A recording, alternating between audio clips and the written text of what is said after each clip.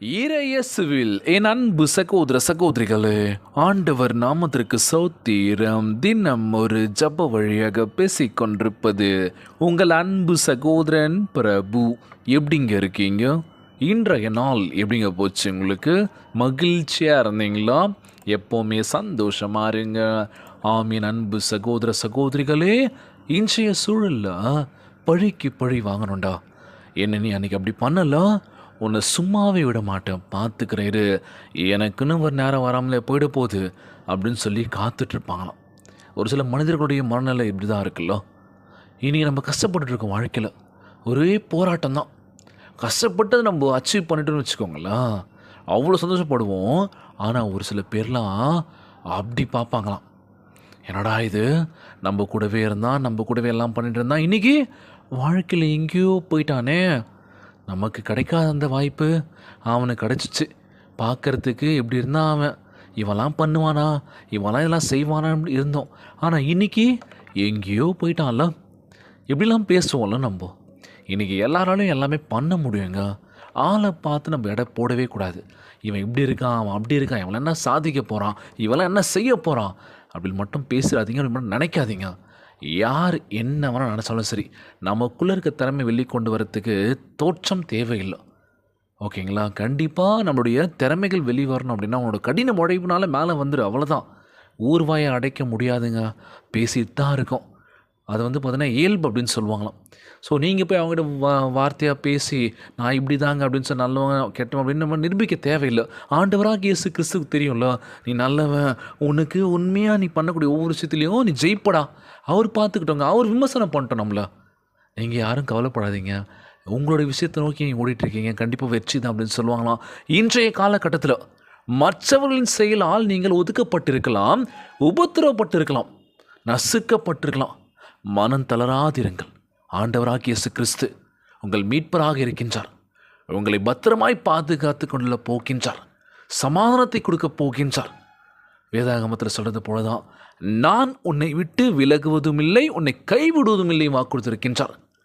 ஆண்டவரோ எப்பொழுதும் எனக்கு முன்பாக வைத்திருக்கின்றேன், அவர் என்னை பத்திரமாய் மீட்டு கொள்வார், என்னை பத்திரமாய் பாதுகாத்து கொள்வார்.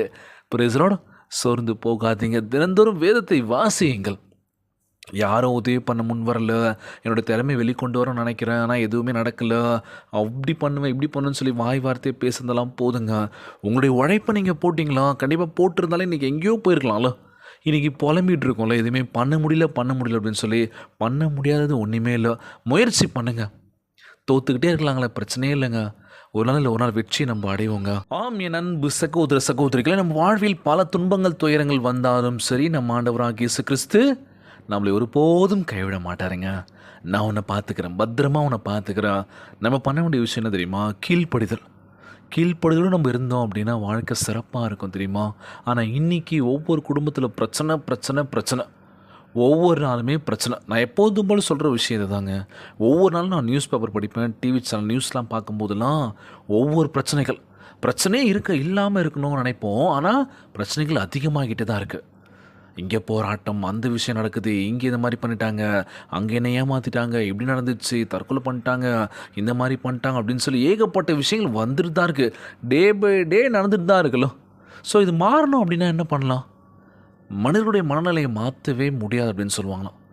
கடவுளே இறங்கி வந்து கூட நீங்களாம் ஒத்துமையாக இருக்கணும்ப்பா, சமாதானமாக இருக்கணும்ப்பான்னு சொன்னாலும் கேட்டுக்கிட்டு என்ன பண்ணுவாங்க? அவ்வளோதான், அங்கேருந்து கடந்து போயிட்டு ஆஸ் யூஷுவல் நான் எப்படி இருப்பேன், இதே மாதிரி தான் இருப்பேன். இன்றைக்கி எத்தனை விஷயங்கள் பார்க்குறோம். உதாரணத்துக்கு சொல்லணும்னு வச்சுக்கோங்க, நம்ம சர்ச் போவோம், அங்கே ப்ரேயர்ஸ் பண்ணுவோம், நிறைய மெசேஜ் கொடுப்பாங்க. அந்த மெசேஜெல்லாம் ஒரு சில பேர்லாம் கேட்டு என்ன பண்ணுவாங்க, அதே மாதிரி நடப்பாங்க. ஒரு சில பேர் என்ன பண்ணுவாங்க, அந்த இடத்துல மட்டும் கேட்டுட்டு வெளியே வந்ததுக்கப்புறம் இயல்புக்கு திரும்பிடுவாங்களாம்.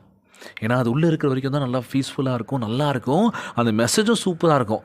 ஆனால் அதுலேருந்து வெளியே வந்தவங்க என்ன பண்ணுவாங்க, ஒரு சில பேர் அதை ஏற்றுக்கிட்டு ஓகே இப்படிலாம் இருக்கணும், நம்ம ஆண்டவராகிய இயேசு கிறிஸ்து நம்மளை பத்திரமா பார்த்துப்பா, நமக்கு இந்த விஷயம் நடக்கணும் அப்படின்னா அவருக்கு நம்ம கீழ்ப்படுதலும் இருந்தால் நிச்சயமாக நடக்கும்னு சொல்லி என்ன பண்ணுவாங்க, அதன்படி நடப்பாங்க. ஆனால் ஒரு சில பேர் என்ன பண்ணுவாங்க, நான் இப்படி தாங்க, அந்த நேரம் மட்டும் நான் அமைதி காத்து அவருக்காக நான் இருந்தேன், வெளியே வந்ததுக்கப்புறம் நான் நானாக இருக்கேன் அப்படின்னு வாங்கலாம். ஸோ அந்த மாதிரி இல்லாமல் நீங்களாக இருந்து ஆண்டவருடைய பிள்ளையாக இருக்கின்ற பொழுது ரெட்டிப்பான ஆசீர்வாதத்தை கொடுக்க வல்ல வல்லவராக இருக்கின்றார்.